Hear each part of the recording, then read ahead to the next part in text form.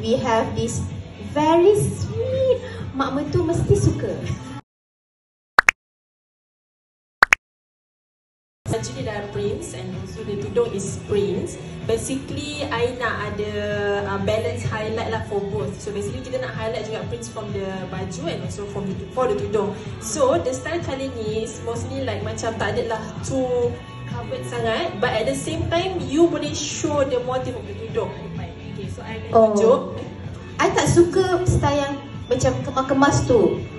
Maksud I macam kalau hari raya kita cubalah style lain. Yes. So apa tips supaya pagi raya kita tak, apa ayat tu pagi raya kita tak huru hara, tapi different. Maksud dia macam you know, in morning of raya there's so many things you have to do. You have to check your kitchen, you have to get your kids ready, you need to go to the mosque, and then at the same time you need to do your makeup, and then your hijab.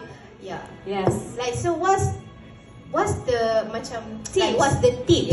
So that you won't be kelang kabut di pagi raya. Especially pasal tudung, bila dah buat style pertama, style kedua tak jadi, style ketiga you dah macam and then tak nak pergi raya. Kenapa I kena bakar macam like how? Lepas tu orang lain dah post OOTD pukul 8 pagi. And then you pressure. Right? So how, Maria? How? Marah. Okay, so pakai apa yang you rasa comfortable. Walaupun you nak extra on the first day of raya, but you still nak rasa comfortable throughout the day. Sebab you akan banyak bergerak and all kan. So, that's why I highlightkan this type of styling. Buat double kata macam wrap lah around the neck, and then I just ikat je dekat bawah tu. Tapi janganlah ikat sampai you rasa lemas. You ikat untuk dia nampak kemas macam ni. So basically you still can see the motif of the baju kurung.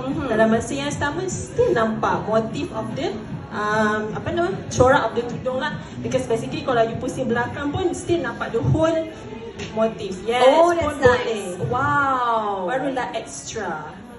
Alright, so I think this year, besides selendang, it's brooch.